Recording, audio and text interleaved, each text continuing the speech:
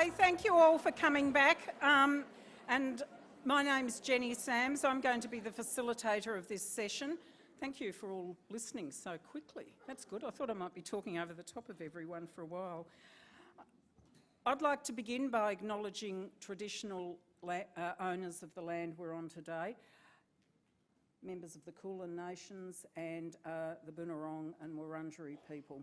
I'd like to pay my respects to elders past and present, elders here today, and acknowledge all Aboriginal people in the room, and particularly Aboriginal people in the audience. I'd really welcome your participation, your comments, your experiences, because we're going to hear a lot from the panel.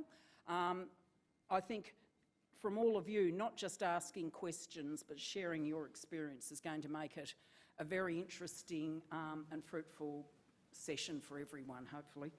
So thank you. In Victoria, we've been advocating for better responses to Aboriginal housing and homelessness for ever, really, but particularly over the last 10 years. Unlike all the other areas in Aboriginal policy in Victoria, we haven't had a housing and homelessness response. So since 2006, we've been working on joined up responses across education, across health, across children and families, and I could go on. Housing and homelessness never made the grade. Now, of course, that means that you're investing in people in these other areas who may be homeless or have very insecure housing. Those investments, therefore, don't happen. Last year, the Victorian Government, in an act of self-determination, funded Aboriginal Housing Victoria to lead the development of the Aboriginal Housing and Homelessness Framework on behalf of all of Victoria. So government gave up its sort of authority, I guess, in this respect and allowed us to lead the work. And we've come up with something that really has come out of the community and will be for the community. But it needs government input, it needs mainstream input, and I don't like using the word mainstream, I just don't have a quick way of putting it any better, so thank you. Please just bear with me. So from probably 10, 15 years ago, we've moved in Victoria from thinking about joined up government policy responses to recognising self-determination and then the groundbreaking work on treaty, which is not the subject today, but it tells you something about where we're at. The way I'd like to handle today, and I'm just going to, before I get to the panel, go through a couple of key things. Oh, there they are. Isn't that great?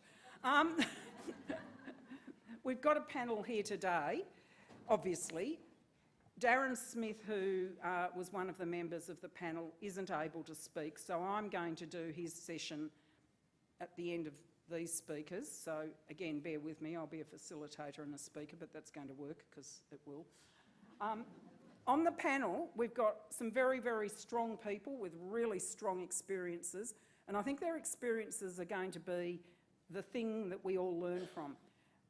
I'd like for us to hear from them, and then I'll do a fairly quick overview of the framework. But I think doing it that way, in your mind, will help you understand, and it becomes more grounded, why we've come to where we have with the Aboriginal Housing and Homelessness Framework. So as we move through, each of the speakers will introduce themselves, but we've got Meriki from Djirra, Shirley Firebrace, who will go after these other three, who's an Aboriginal Housing Victoria tenant, but really an activist from way back. When I was CEO of Aboriginal Housing Victoria, you know, you kept me accountable, didn't you? Yes. Yes. And I love her. Julie Bamblett from Vaxel and Lee Saunders from Bert Williams Youth Hostel, which is not a good way.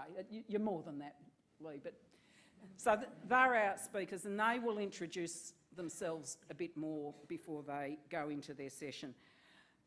What I wanted to do, and this is only a sort of starting point on the framework, I really just wanted to put it up there because I think the principles in particular, you just might reflect on them as people talk, and it might give you a bit of an idea of where we're starting. So that was the idea there. Self-determination is number one. And the comment at the end, Aboriginal people are the arbiters of good practice, came out of one of our massive community forums, and I think it sums up what Aboriginal self-determination is about, particularly when you get into service delivery. It's a rights-based approach. Aboriginal people have the right to adequate housing. Housing first, and I won't labour that point, but we do think that's important and is part of the logic why we haven't got a homelessness strategy here and a housing strategy there. Our thing is it's all about housing.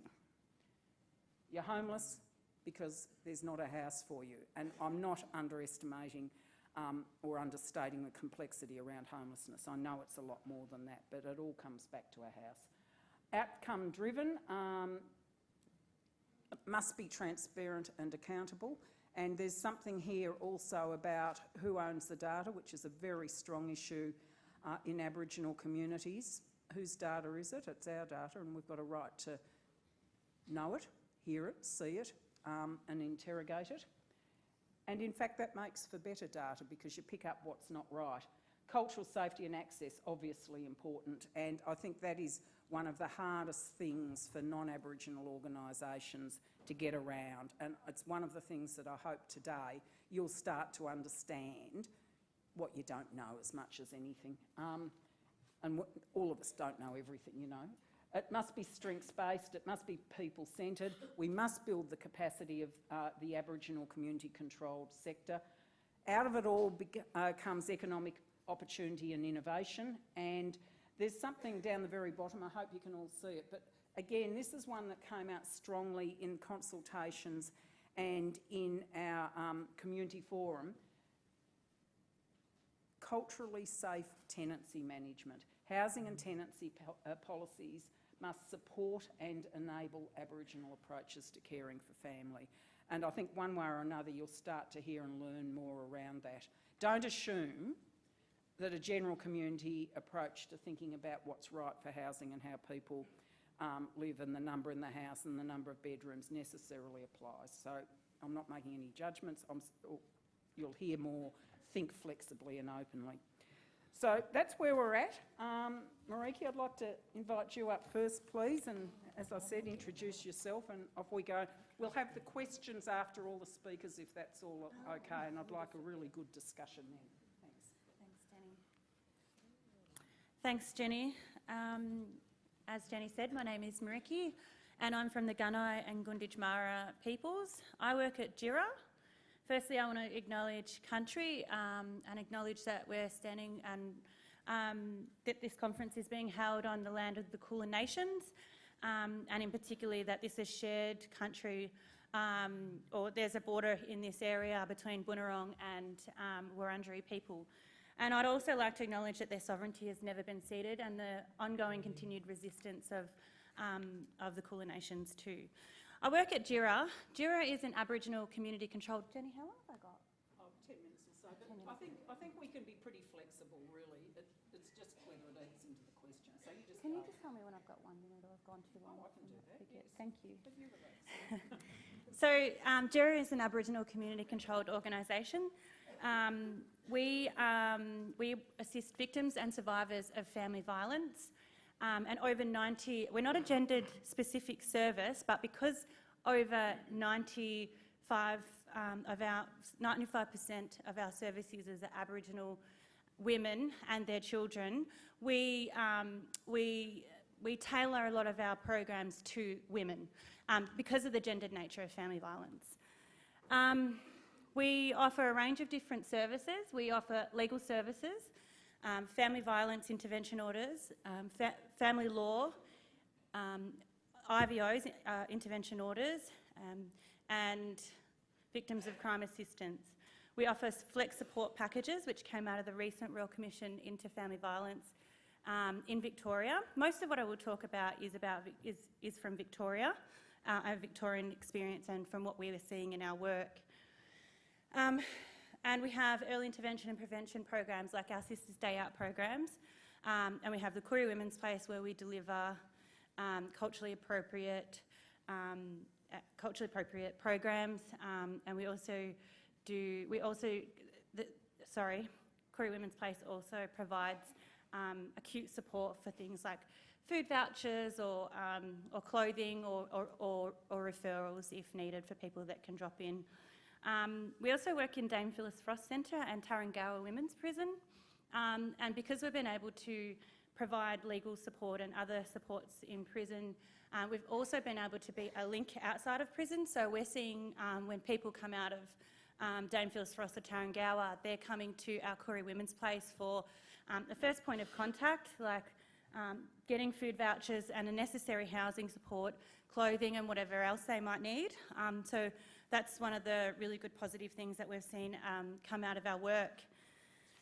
So housing. I've got a few insights that I want to share with you on the intersection between family violence and housing, particularly in our Djirra and our work at Djirra. So, hang on a second, sorry. So Djirra's frontline workers all report that housing is the primary issue facing the women that they work with. Family violence is the key driver of Aboriginal and Torres Strait Islander homelessness, is a key driver. There is not much specific data which shines a light on the experiences of Aboriginal women experiencing family violence and homelessness, but we know that family violence is the single biggest cause of homelessness in Victoria, and that was in the CHP report in 2018. Aboriginal women are 32 times more likely to be hospitalised by family violence assaults, and Aboriginal people, 10 times more likely to die from a family violence assault. Aboriginal people living in Victoria access homelessness services at 12 times the rate of non-Aboriginal, 12 times the rate than the non-Aboriginal population. Over half of Aboriginal women who've experienced physical violence in the last 12 months and had been homeless, compared to 25% who had not experienced family violence. So putting these two together, we can say that what we would say is that homelessness and family violence are inextricably linked and cannot be spoken about in a separately. So I think the intersections between both are something that you can't ignore, especially when people are experiencing entrenched poverty as well. So not having access to appropriate appropriate housing significantly impacts the ability to leave violent relationships. Many women are forced to stay in abusive relationships because there's nowhere else to go, or the other option, or the alternative is to sleep rough. Because often when you're in a family violence situation and you go to your family member's house, the person you're running from knows where that house is. So when we went to the homelessness conference that AHV held last year, we had Aboriginal women attend the family violence session, and they said that because their partners knew where their family members lived, that sleeping on a park bench to be safe at night was the only other option. Realistic fear. So a lot of our service users at Djirra have a realistic fear of reporting family violence because of the intervention of child protection. It's often a catch-22. Hang on a second, I've lost my notes. Our clients say that it's often, they have to make an impossible choice. They should never be forced to endure violence in order to maintain their children at home as well. Sorry, I might move on. So what we're seeing in the housing sector, so women who flee family violence experience systemic racism in the housing sector. What we're seeing with our women is that real estates are racially profiling our women, especially single mums, and it means it's almost impossible to gain private rental if you're fleeing family violence. And there's also risks around if you are in a private rental and you are experiencing family violence, there is a greater risk of homelessness as well. And we've seen examples where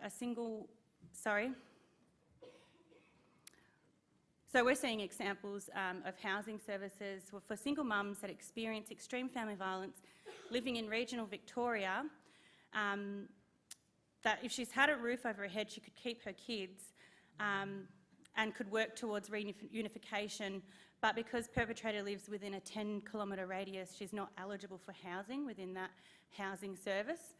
So there are many different complications within the housing sector and accessing emergency housing. A pregnant woman, in a case of ours, a pregnant woman who was homeless in a regional town was given a tent to go and stay in. So we're seeing a lot of different things come through our casework. We're also seeing that homelessness is a leading cause of criminalisation of Aboriginal women. So prisons house people for being in the too hard basket, including many Aboriginal women who have experienced family violence and homelessness. And we're seeing the too hard basket attitude across the sector, not just homelessness, but in many other service sectors where people are just too hard, and especially if they're experiencing extreme trauma or mental health, along with family violence. Over a third of the Aboriginal and Torres Strait Islander women entering prison on remand were homeless or in unstable housing before entering prison. Housing is often a condition of bail, parole or correction orders, and a lot of women are denied parole simply because of housing. And I don't know, I'll kind of move on to some of the solutions that we see that we think that might work. Houses do fix homelessness, we agree, Jenny. Housing and homelessness cannot be dealt with as such separate issues. Family violence, early intervention and prevention and support are essential also to ending homelessness. Support for Aboriginal people to buy houses is important, but it won't help most of our clients. And we need more accessible and affordable housing for Aboriginal women fleeing family violence, especially for single mums. We need specialist housing support for Aboriginal women exiting prison. So, you know, we've seen in the state budget for family violence, the state give $2 billion. So in the Family Violence Royal Commission state budget, they gave $2 billion to Victoria Police. And in this state budget, they've given $1.8 billion to corrections. And we've heard specifically that the Minister for Women said, and I'm quoting her, that they have a law and order approach to family violence in Victoria. And given our history with policing, it's actually hurting Aboriginal women a lot more, and their law and order approach is racist. So Aboriginal women, although there are some really good things that have come out of the Royal Commission, there hasn't been a lot of intersectional thinking for women who are living in poverty, who are homeless and Aboriginal, and for all three of them together. So there are greater risks for us when we do report family violence, and what we're seeing is there's a greater fear of reporting family violence because of things like Maram, where we have to, and I'm sure that affects many housing organisations in Victoria, but we worry about having trust within community when we have to do things like mandatory reporting to police or external services. So those are concerns that we're seeing.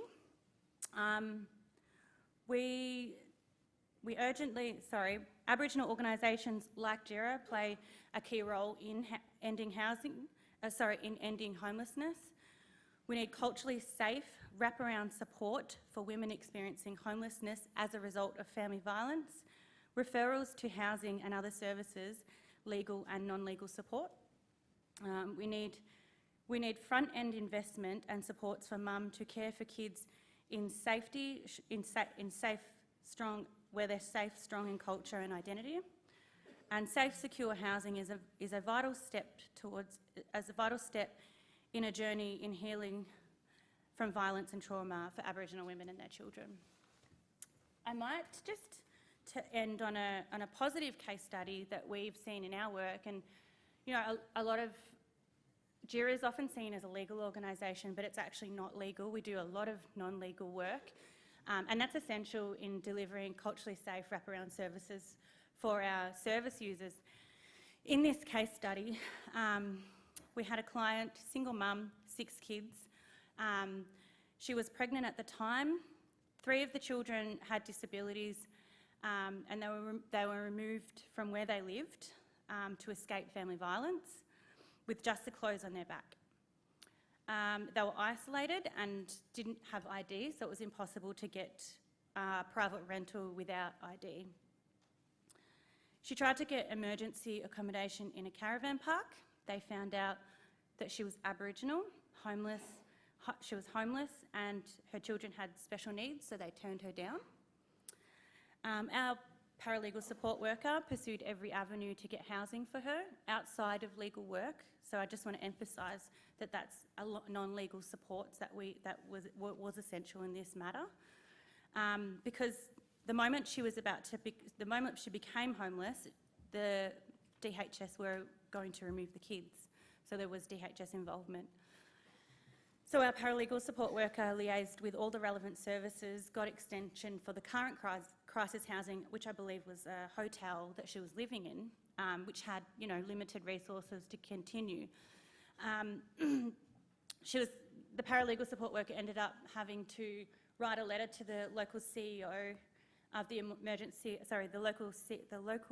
CEO of the local housing organisation, and they actually acted quickly, which is incredibly rare when resources are lacking, and they got her into transitional housing. So the kids are now enrolled in school and they've got NDIS, counselling and ongoing legal support. This shows the importance of wraparound legal and non-legal, and the link between family violence and homelessness. And I think I will leave, I think I've covered enough. It's a bit all over the place, but thank you very much.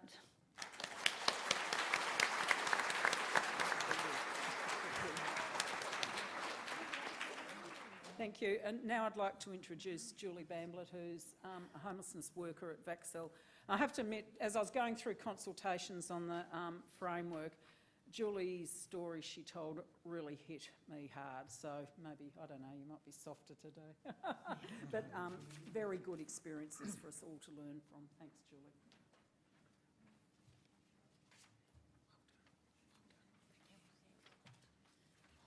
Hi, my name's Julie Bamblett and I'm the Homeless Outreach Support Caseworker. I'm also team leading the homeless program at Vaxel and I team lead the local justice program. I've been in the homeless sector for going on 7 years now. I don't do a lot of public speaking because I'm too busy doing the groundwork with all our clients. First of all, I got sent along to represent Vaxel at the homeless Housing and Homelessness Framework Steering Committee meeting for my CEO. So I went and I had no intentions to talk, but seeing that it was mainly represented with people who do policies and frameworks and that, and that's not my profession, mine is working with clients. I did speak about the troubles that we have with the open door services and our lack of funding for Aboriginal services for homelessness. There's a gap, a huge gap in supports because Vaxel do a wraparound service, and when I go to network meetings and talk to organisations, I have to explain that with our funding, we've got 2 staff employed in homelessness programs for the whole of northern suburbs, and then we've got 2 staff, one for the western suburbs, and that's the whole of western suburbs in the metro. So we sit at the table with the Open Door Services and they have teams. They have teams of 15 people to do the jobs that 2 people do in our organisations, and double the funding, and we still manage to get our support and the holistic support that we provide for our clients. One of my clients that really hit me the most was a grandmother of 9. We worked with her for 2 years. When she came to us, she'd had 8 grandchildren in her care, failed marriage, homelessness. Her children were on drugs and continued to use drugs and continued to turn up to her home where they weren't supposed to be because child protection was involved. We went to court with her where child protection was involved and made sure that she got her ninth grandchildren in her care. This woman was homeless. She rang a support service 5 o'clock at night in park with her 8 grandchildren and told them that she was going to sleep in the park, in the car with her 8 grandchildren in the car. They wanted her to drive from Melton all the way over to St Kilda to get some crisis support. I was home. She rang me at 7 o'clock at night. I'd rang my CEO and let her know. So we tried to get her into a motel for the night. They couldn't accommodate her because there was no other adult to give her 2 rooms. So she had no option but to sleep in that car with her grandchildren for the night. It was only lucky that the next day we met. I met with my CEO and my manager and I said, she's still homeless. We have a property at Torres, it's a holiday home. So what we did is we had to ask her if she wanted to stay out there with her grandchildren. So she was driving from Torres to Melton every day to drop her grandchildren off to school and high school, waiting in Melton for them to get out of school and then driving back to Geelong every night. Was only lucky that at one of our Aboriginal network meetings that I asked her, I said, can I please talk to the network about your position you're in? She said, yes, please. So it came up and then we got a call from Salvation Army in Melton. So what they did over Christmas holidays, they gave her a 3-bedroom property for her and the 8 children. The CEO of that property, or the manager of that property, was grateful and said that she didn't have to pay rent for that Christmas break and he would fix it up when he came back from leave.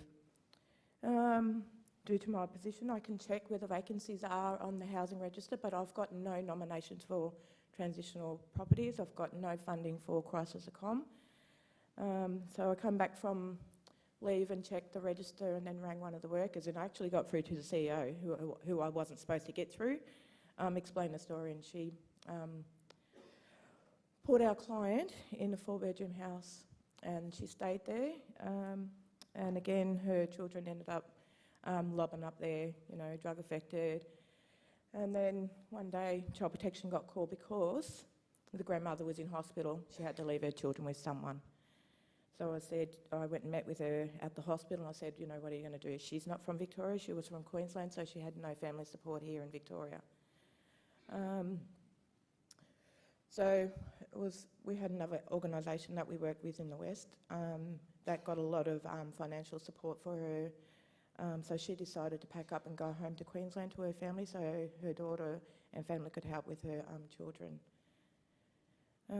The other organisation made sure that they followed her to Queensland as they had that flexibility to do that and made sure that she was set up there with the children. And this is 3 years ago. Till this day, I still get phone calls from the grandmother and her children, like ringing me up and saying hello and just to see how I'm going as a worker and to let me how they're going in school and everything and what support services they have in Queensland. So that's just one family. So we are not just homelessness worker, we are legal workers because we had to represent her at court because she couldn't get legal aid because she's only the grandmother. We had to make sure we went to the hospital and do a house check on her and then make sure that the children were right at home while she was in hospital. Child protection, we had to go and make sure that when she met with child protection, she had representation as the grandmother. The schooling, we had to make sure that the children had, because they had to move school 3 times in 2 years. Schools weren't prepared to take them because there was too many of them, they couldn't enrol them at the time. So we had to become Aboriginal educators and make sure that they had funding for school books and school uniform. The grandmother's getting threatened because one of the 9th grandchild that she was having the problems with through child protection, were making threats that he will be removed because he's not at school, but yet they required him at court every time she went to court. So when we talk about holistic approach, that's what we do as caseworkers in Aboriginal organisations. We are not just housing support workers, we are holistic and work with and for our community to make sure everything's followed up, not just the homelessness issues. So, thank you.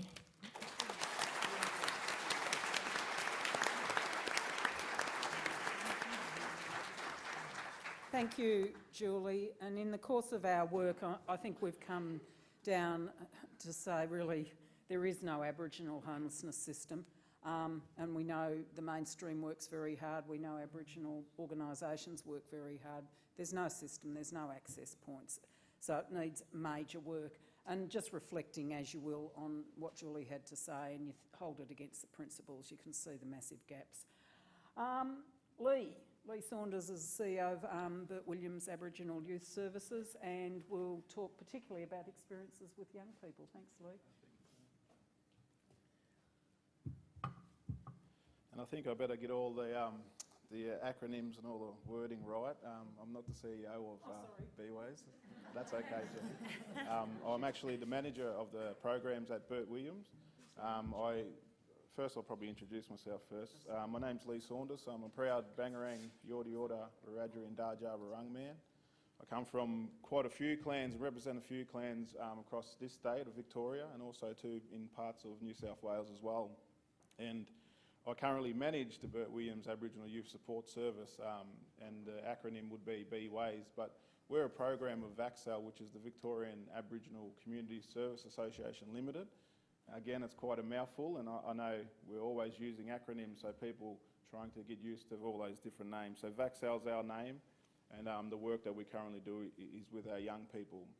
We work primarily, we have a youth hostel, which work with young Aboriginal males aged between 16 and 22. We also have a number of support workers in the Koori Youth Justice space, and we support the programs in the Koori Youth Justice space. We also have the Early School Leavers program that we support young people in re-engaging back into a day program or into a school program, and we do our best to support those young people. What I've been asked to do to come up here today is really to talk about some of the emerging challenges for young people, and particularly the young people that I work with.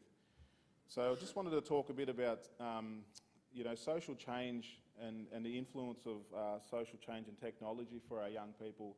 What does it mean to be an Aboriginal person today in today's society? What does it mean for a young person that's in the youth justice space for them to be an Aboriginal person? And I think that's a real challenge for our young people, particularly within the youth justice space. We know that there's family violence. We know that there's all these issues around mental health. And when we talk about mental health, we also need to look at the drug and alcohol issues that are affecting people. I personally see that that alcohol is a big causer into young people leading into other drugs. I know for our young Aboriginal kids that are using our service, the two primarily factors around drug and alcohol issues for them has been the use of cannabis. The word that we use is Aunty, but the cannabis and also alcohol are the two major issues. But we also see an increase in the use of ice, and we also know that ice brings a lot of different behaviours and a lot of challenging behaviours as well. And our services are now dealing with the impact of those behaviours.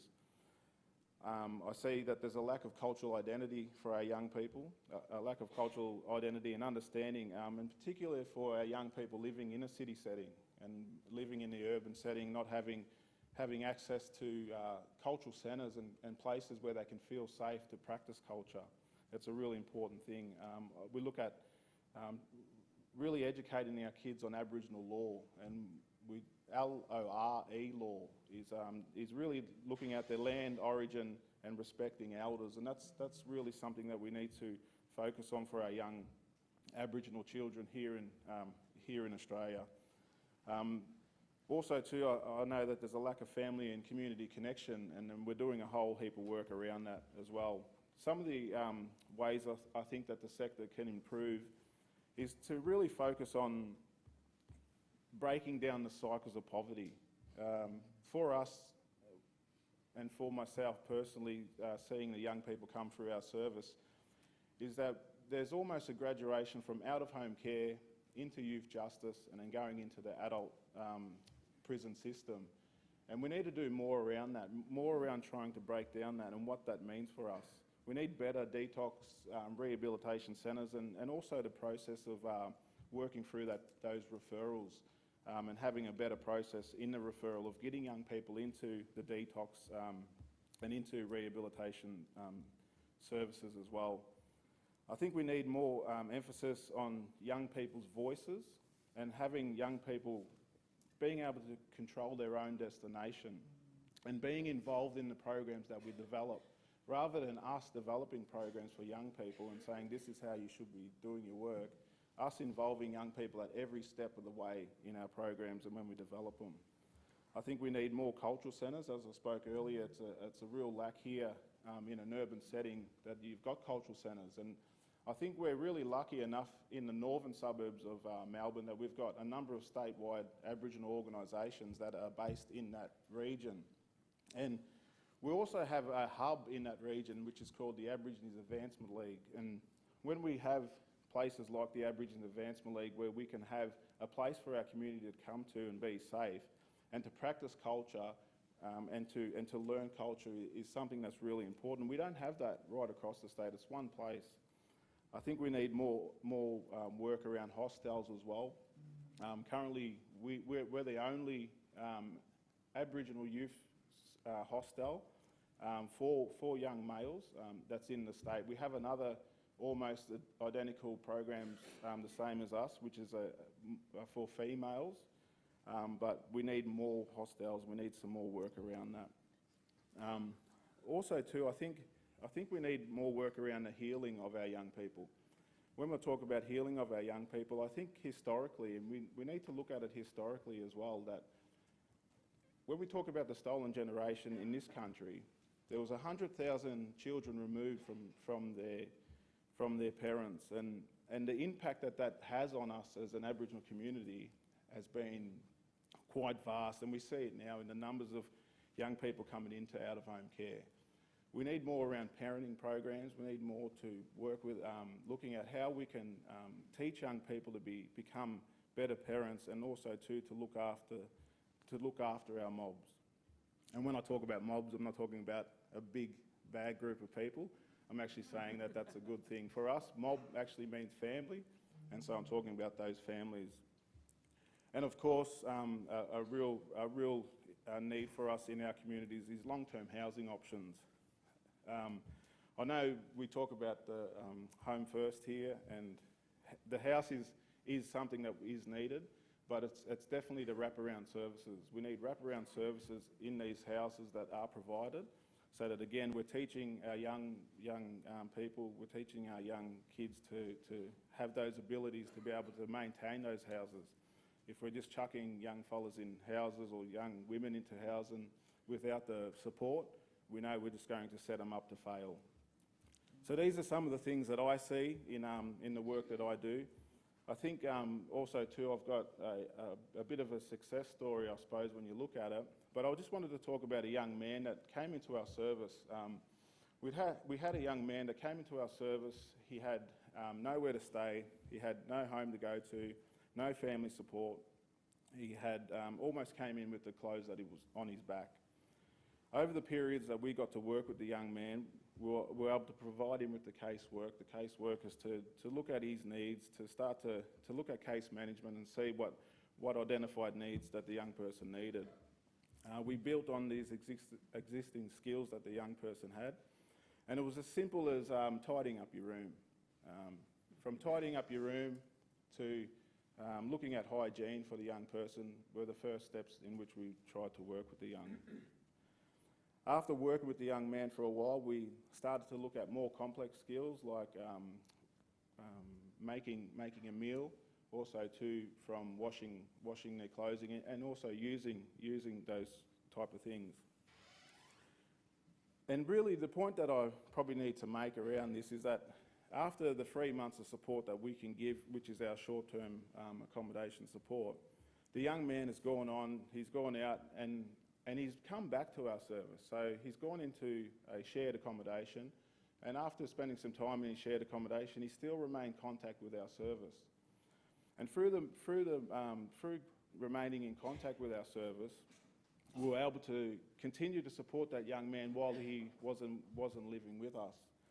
And so over, I would say, a period of around 2 to 3 years of this happening on and off, short-term accommodation with us, going back out, coming back around and going back around in this loop, we continue to support to build on his skills. So each time he'd come, we'd build on a new skill. And then we started to build his skill up to a point where he was able to do a certificate 4. And so we started off with certificates 1 and 2, we moved on to a certificate 3 and 4, and now he's completed his certificate 4 in community services. He's gone on now to get full-time employment. He's now living in a flat, which is a 1-bedroom flat that he's able to pay on his own. And I just recently spoke with the young fella and he was telling me that now he's doing some work himself to look at trying to trace some family. So he's doing some family tracing now to go back and trying to reconnect with who he is. Because what else I see with the young fella is that our staff become his family. Our services become his family. And so when he's out looking for somewhere for that support, he comes to us. He comes to ask us where he needs to go next. So that's just the success of some of the stories, but it's not short term, it's long term. We need to really start to work with our young people in long term. We need longer term housing options. We need longer term work with them. So that's about me. So thank you.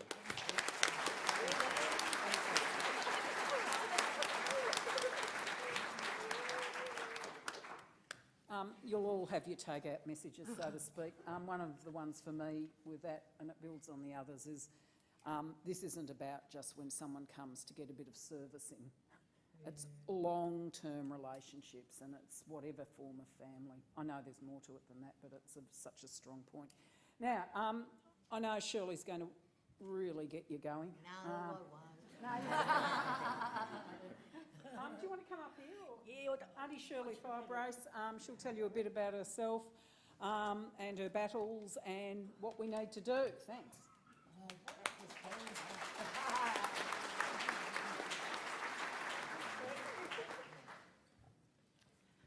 Hello, everybody. My name is Shirley Firebrace. I'm a descendant of the Yorta people up from country. And I absolutely loved everything that was said by family here. Oh, there's so much to really talk about, but I just want to basically sum it up. I certainly know what it's like to be homeless. I've worked in Aboriginal affairs, worked with some of the greatest elders for the struggle for our peoples. And I sit around and I think of them as I stand here with the great people, Aboriginal and non-Aboriginal people, that I stood through with in the struggles so that our people would have a better life. And I was listening to everything that was said and to everything we did for our people, and to see now that it's 10 times worse. Absolutely the 10 times worse. The very fact that our Aboriginal Housing Board has waited 230 years even to get funding. They put the framework up, but we don't even know whether they're going to get money. We know what the struggle is. And I feel for all of you out there, because you are now in the place that we've always been. And it is tragic, because we know what it's like. The pain and the suffering, the incarceration, living on the streets, begging for food, having no job, having not proper wages, working for nothing. I worked for the struggle for nothing because I did it to free our people. And that's what we've got here, all in one together, of all colours, fighting for what is right, because it is the first priority of humanity to have a home, a mai.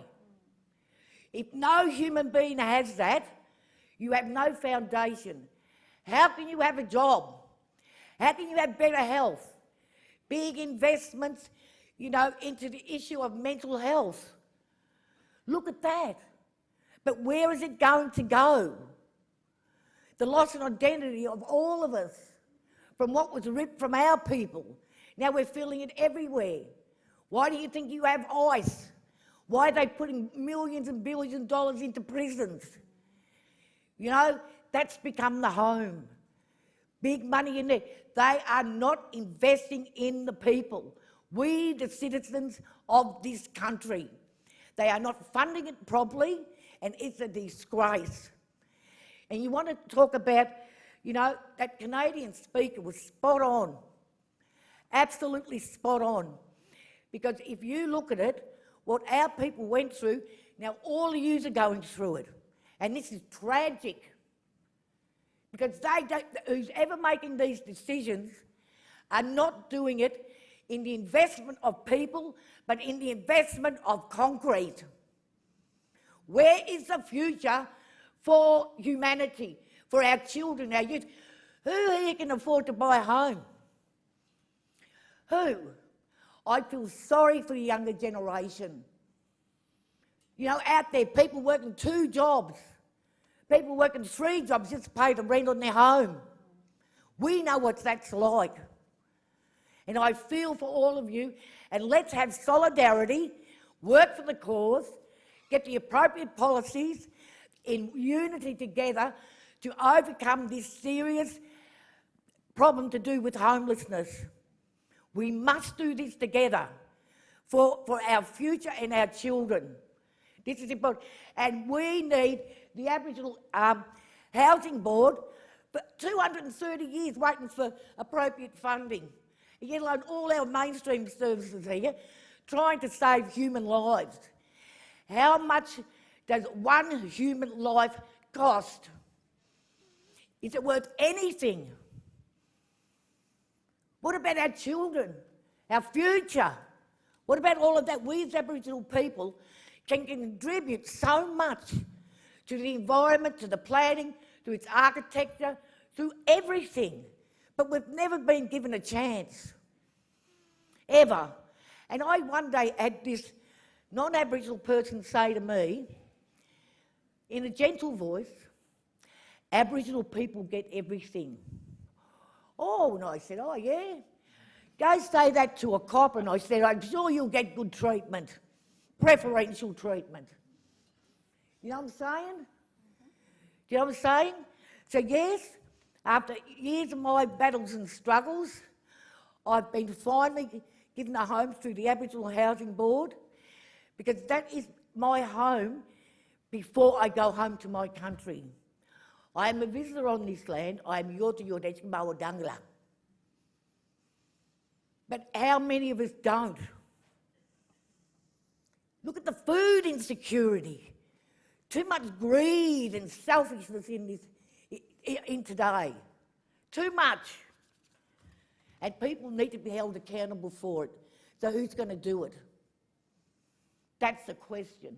Thank you very much.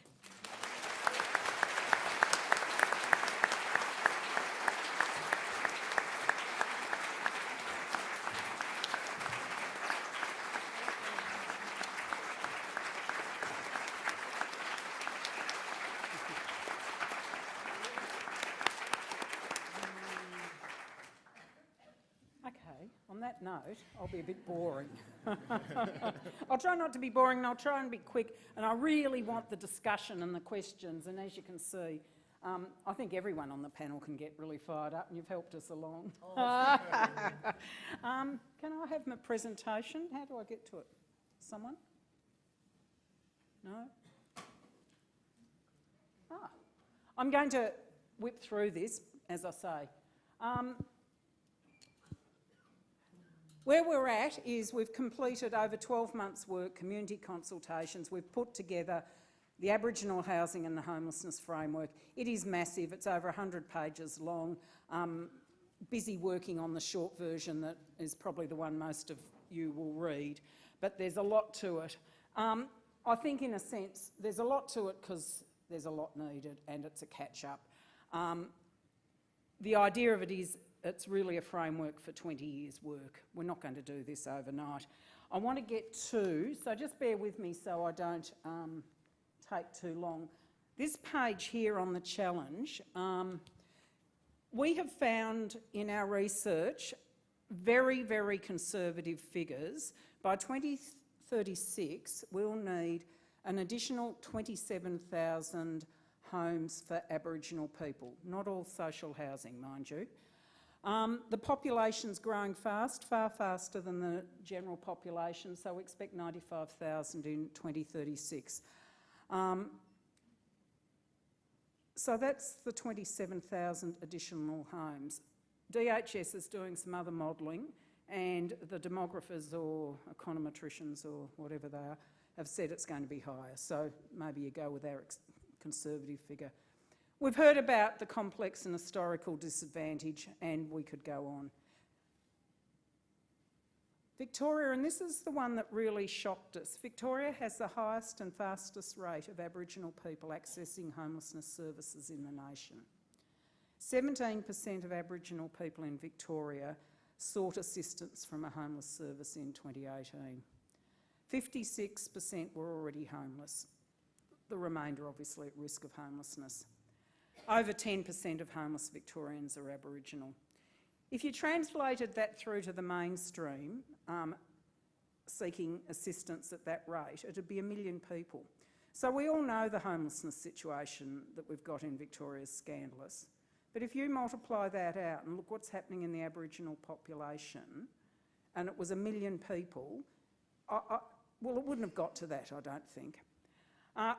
So back to, home ownership, lower rates, private rental rates, harder. There is racism in the private rental market, and the Commissioner for Residential Tenancies and the Human Rights Commission are going to undertake some work on that. So people are locked out. You don't need that. All of that translates through into 5,085 additional social housing units required by 2036, 300 a year. That's only to maintain the status quo. Now, we would argue the complexity of the disadvantage we're seeing, and you've heard a bit about, and it goes beyond it, and, the family violence, the child protection, the intergenerational care and all the rest of it, that complexity compounds.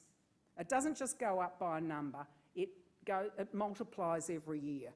So the 5,085 is under current arrangements, just a situation projected forward. It's going to be far worse than that. More than 4,000 of Victoria's Aboriginal households are seeking social housing through the Housing Register. 1 in 4 Aboriginal households are in social housing. In contrast, 1 in 50 of the general population. So that's where the 5,085 comes from. I suppose, and the Victorian government knew they were taking a risk letting us do the work. The problem is when it's done for government, not for us, by an outside organisation is we're not going to let it go. We're going to be talking about the 27,000 additional households and the 5,000 additional social housing units and the highest rate of Aboriginal people accessing homelessness services in the country. We're going to be talking about it a lot. I'm not going to talk about what's driving it. I think you've heard that. I'm not going to talk about the various groups, but I'll run through quickly. Children in care, single mothers, extended families, family violence. Meriki talked very well about it. In and out of the justice system, older people. There is a growing older age group of Aboriginal people. The assumption's been people have a shorter lifespan, true, but there are more older people. Disability and NDIS, none of us seem to get it in our sector, including me, especially me. Lack of mainstream and specialist alcohol and drug services are having a major impact on breaking through problems. And just the nature of Aboriginal households, they're more open, more flexible. This is a strength, not a weakness. But we need housing and tenancy policies that support and enable those Aboriginal approaches, and I mentioned that earlier. So our model for change is one where actually we don't want to sit here in 15, 20 years' time still asking government for more houses. What we want to do is move through the system, and this isn't a linear movement at all, moving people out of homelessness. I guess we all want this in a sense, but moving through to private ownership, and a notion of private ownership that isn't just individual ownership. It can be community ownership of housing for community, or it can be private ownership just like anyone else. But that is where we're trying to be. We're trying to move people out of dependency, and it's going to take time, but I think it is possible, and there are enormous assets in Aboriginal organisations, both land and services and community connection and support and all the rest of it. But it does require money to realise it all. So I did that earlier, and I am racing through, as I say. We've come out with 5 goals. First off, secure housing improves life outcomes. It goes to wraparound services and the support, but using housing as a platform to build life aspirations. Building the supply, and I really have covered the importance of that, but the one I didn't mention so much was the need for transitional and short-term and special needs housing. It came up with others on the panel. And with that, we don't just want somewhere for people to stay. We want models where people are empowered, skilled up, form new connections if they need them, or reconnect, and so are able to move beyond transitional housing. Opening doors to home ownership and private rental. Aboriginal homelessness system, which must work well with the mainstream, we absolutely say that, but Aboriginal people know where they can go to get the homelessness support. And capability within the Aboriginal housing sector. Other than Aboriginal Housing Victoria, which is the biggest Aboriginal housing organisation in the country, the co-ops and what have you have smaller parcels of housing and very rarely get any government support to maintain or run the houses. So that's it. I haven't done it justice, but I really think it's more important we have time for questions and discussion, and I'd really want to thank the panel because I thought your experiences were fantastic. I hope for all of you they've opened a bit of thinking and imagination, issues, what you might want to learn more about. So can we get going with questions, please? And if no one's got one, I'll go, but I'd prefer not to. Alex here. Here, Alex.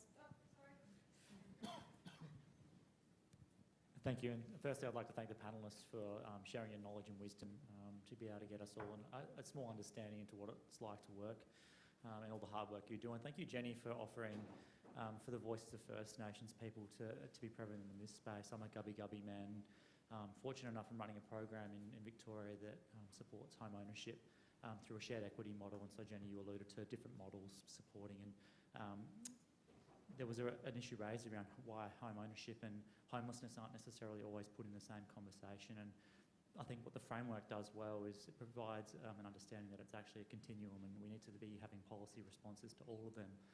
So my question isn't necessarily around the role of home ownership. We can kind of see that's an aspiration, having one eye looking to the future and one eye looking to currently responding to their need hours.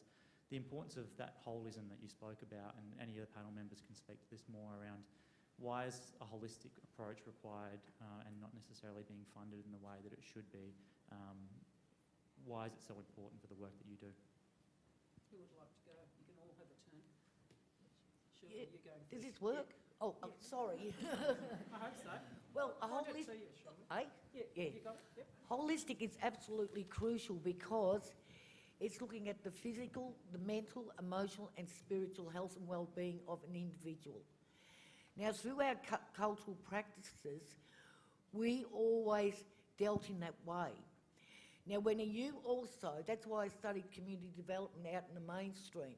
If you look at the very principles of self-determination, self-management, that is about empowering the individual, which empowers the family, which empowers the community.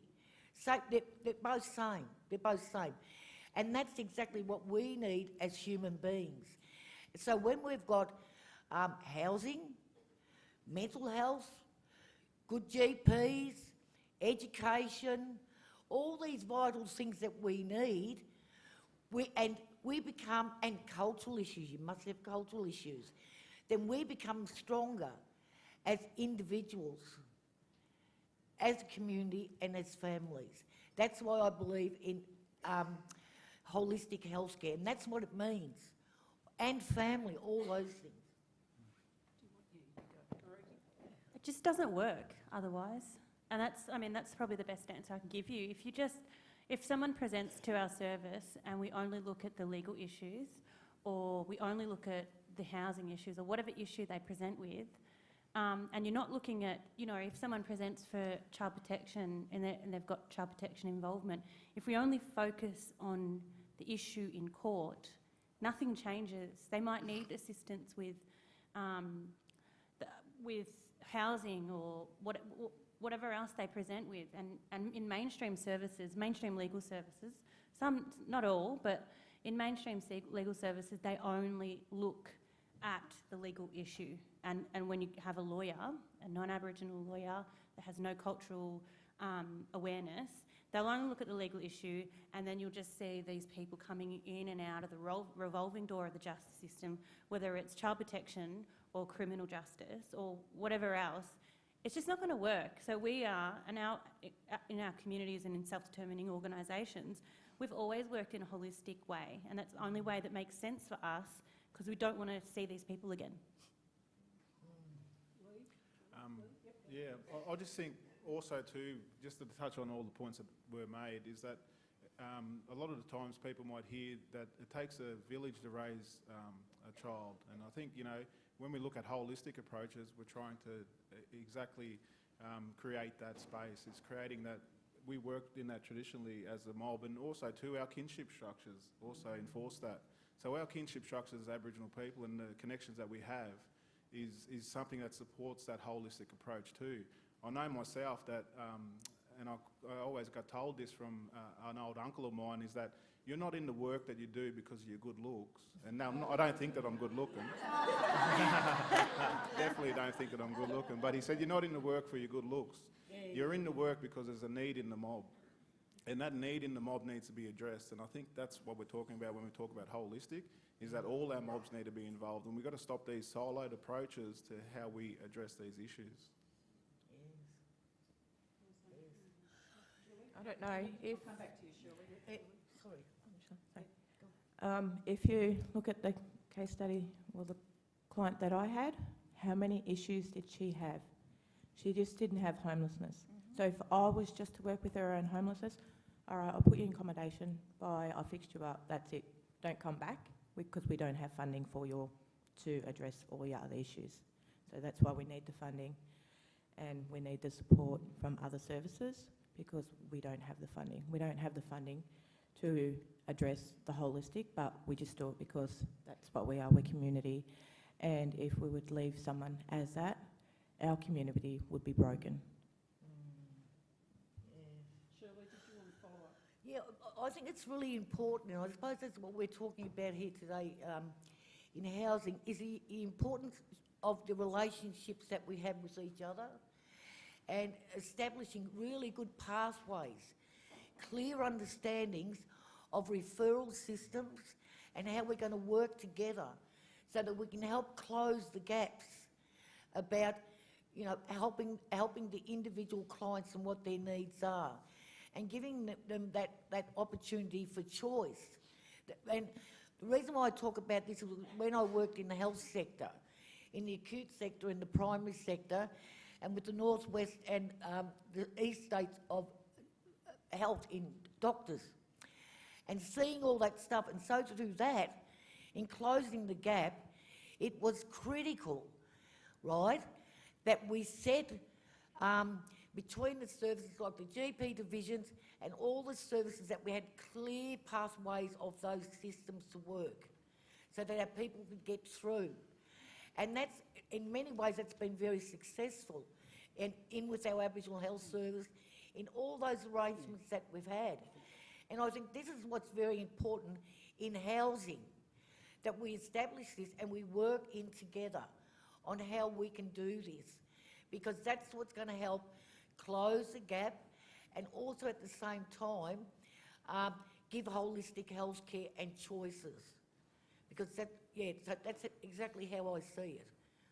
And I think from what you're hearing, and traditional ways that governments tend to fund services really doesn't lend itself to most Aboriginal organisations, and you know, they're more compartmentalised. There's attempts to move, but there are issues. So Yeah. moving right along over there, thank you. And can you each identify yourself, please, as you ask your question? It helps a lot. Thank you.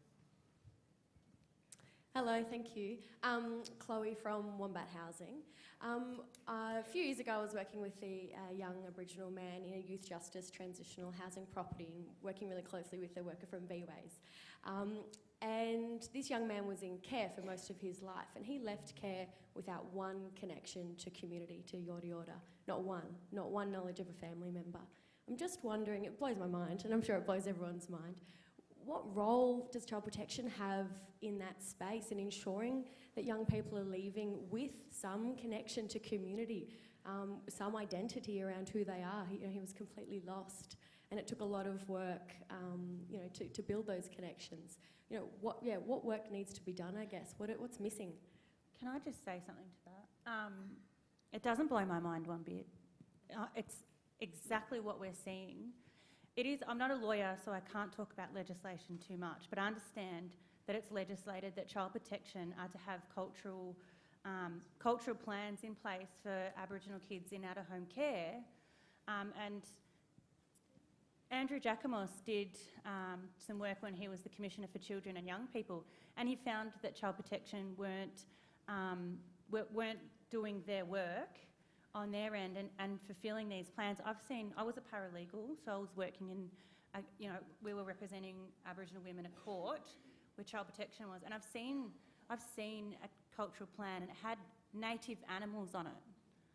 So it's not taken seriously of how they should be implemented in these kids' lives. But my understanding is that these people in the early intervention and prevention stage and at the stages of court need to have culturally appropriate services along the way. If that mum or whatever, if a party at the court had an Aboriginal culturally appropriate lawyer, they could have said, "Where's the care plan? That's not good enough. Child protection, get one back. That's not a good enough care plan. Native animals isn't good enough. What's that got to do with Yorta Yorta? How does that link to who he is?" So I think at every stage of the person's life or experience or contact with the system, they need to have culturally appropriate responses wherever they can. And I just know, sorry, I don't want to put you on the spot. I know there's some backup people. Do you want to say anything? Yes, no? If you don't want to, that's fine. Okay. Yep. My name's Diana. I'm from Rebecca. I'm a proud fellow woman. And as for your question, it's hard because not a lot of people know about programs. So we have to get cheaper and return to country, but child protection don't feed them or go to them. So it's very hard. We don't have the funding for it, and Okay. Does anyone on the panel? I just want wanted to add to that as well, is that when we look at funding for programs, culture's not funded, and there's nothing around returning to country to do that work and to return people back to their families. So there is a small couple of little pockets of money here, there, and everywhere, but a lot of our programs we have to scrounge around, and we have to scrounge around and find money where we can. And so with our organisation, we've developed a number of statewide football, netball, basketball, different events for community that run programs to reconnect people to something, to have a connection to somewhere. And we scrounge around for those dollars. We don't have ongoing sustainable money for that. And so what we need to do is really put value into culture and how valuable culture is and how valuable family connection to culture and what that means for particular Aboriginal people. That's really important. So just to add that to everybody else's points. Thank you. Another question? Surely not. Nothing. Vicky, do you want to have a go? Oh, here. Okay, thank you.